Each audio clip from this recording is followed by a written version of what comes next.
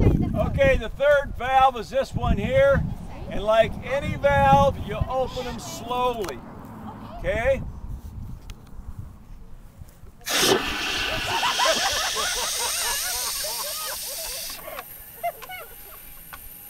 Morning, Bill.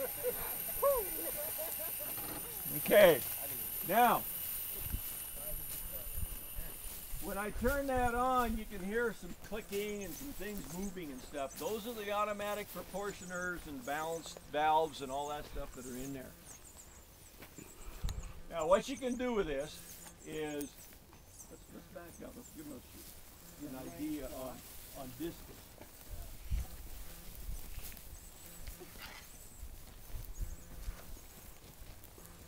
As long as they're next to you, Grandpa, Wait I'm till not you going to get see hit by this. anything. Can I move?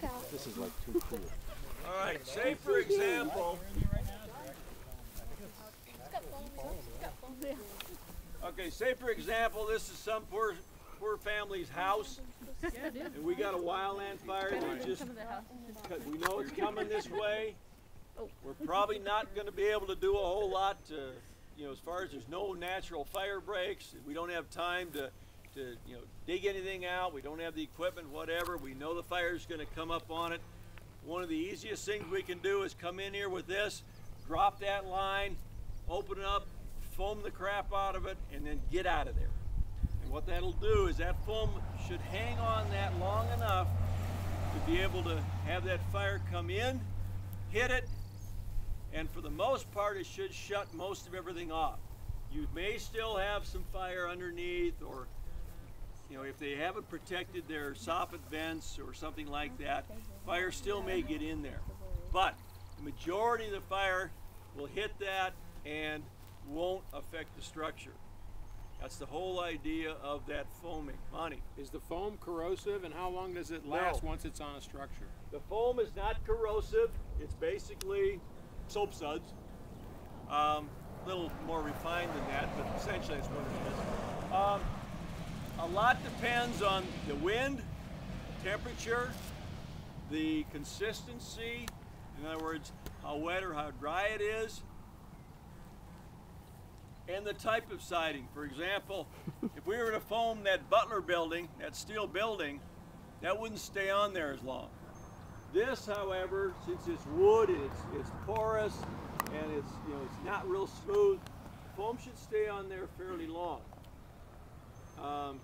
I can't give you a time because, you know, of those factors, but it should stay on there long enough to, like I say, be able to get it on there and to get out of there. Now, you may have to reapply it if you've got like a larger structure and maybe you missed something or it doesn't look like it's got a good enough coverage, but you know, go back in and put some more on there.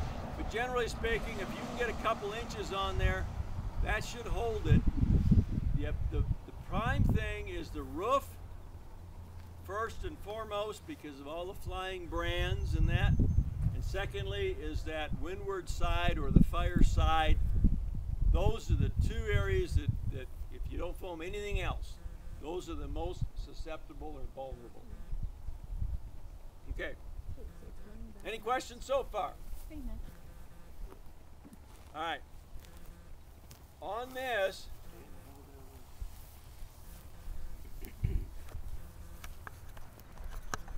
with the pistol grip, it's really easy. You push against it because the nozzle reaction is going to make it want to come back. Pistol grips are really handy to have. You have your hand on the bail, and again, like all valves, I'll say it again, you open them slowly. The thing is with this works the best with the valve or the bail all the way open. You can meter it down a little bit if you don't want it maybe to go as far, you know, flying around and going 100 feet off in the distance or whatever. If maybe you wanted to foam an area closer, then you could meter it down. You won't get the aeration that you would get, but you'll still get the agent. And if you're just doing like on a scratch line, that's all you need. That's the primary thing. Okay, you're gonna probably get a little bit of wind. You might, you know, be susceptible to a little bit of foam.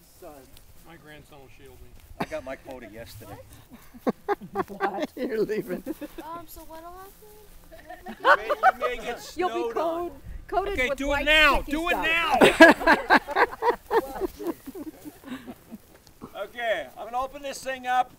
It'll take a couple of seconds or so to get the stream adjusted, and once that's done, I'm just gonna kind of do a real quick foam on the side, and then because there's some other things I want to talk about, but we'll just do that.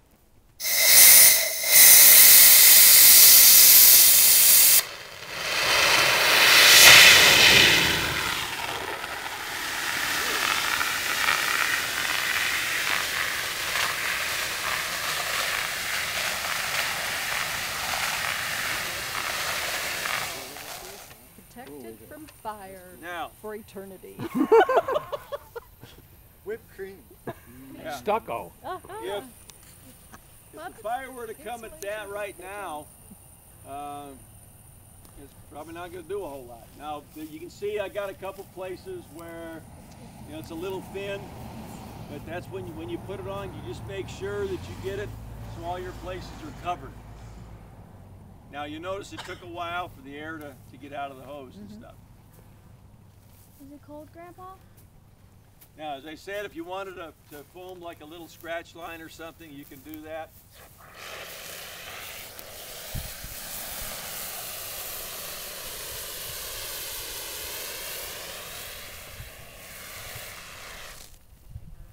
It's not quite as thick. It doesn't have that consistency that does. But that's what you want for the structure. Yes? When you finish, do you have to clean the foam out of the hose? The only thing you do is, in fact, what we did yesterday is you disconnect this hose after you shut your valves. You hook this, you hook your other end of the hose to the booster line, the reel, and then you just run clean water through. Okay. Now, if you're on an operation, say you're on a sustained operation, you're going to be out working for 2, 3, 4 days or whatever, then you don't have to do it. But if you're putting everything away and you don't know when the next time you're going to roll, it's a good idea to clean it out. You don't have to do anything in the system, and that's again part of the beauty of this thing. You don't have to mess with it. You don't have to clean up. You don't have to flush it and all that stuff. It's really a pretty neat thing. What would you never, ever, ever put this on? Electrical fire. Okay.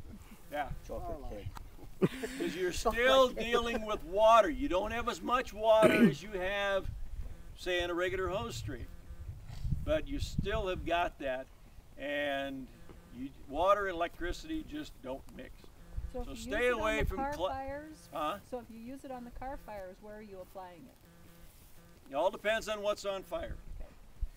For example, Tires? if we'll take the brush truck here. If the brush truck is on fire, it's an engine compartment fire, say, you can bring this right in,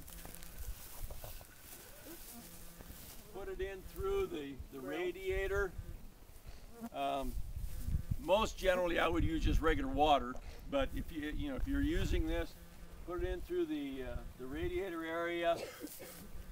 We talked about on our car fire classes taking a Pulaski, just putting a hole right in the Pulaski or an axe, put a hole right in the hood, kind of bend it around, open it up, you stick it right down inside. Okay, you can come up from underneath. Hopefully that'll be enough to knock that down. Yeah, the objective is, of course, to get the hood open so you can get at it. If it's a compartment fire, the passenger area or the cargo area, then of course you're going to have to approach it from the side or wherever your access is, and you're going to approach it and do it just the same as you would any other fire. You're just going to put agent on it until it goes out. You have to be careful staying away from, kind of stay away from the tires. We don't have breathing apparatus as far as what we're going to be using, so you don't want to get inside.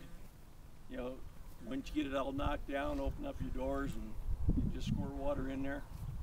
It's the old adage, when the women and the children and the furniture come floating out, the fire's out. Anyway, that's pretty much basically it. You know, it's just putting that stuff on and you know, making it work. If say you had a structure fire, say you had a fire in this little thing, and it wasn't really, you know, barreling, you could come up and, Are there pigeon nests in there? There's pigeon nests in there. huh? There's pigeon nests. Eggs.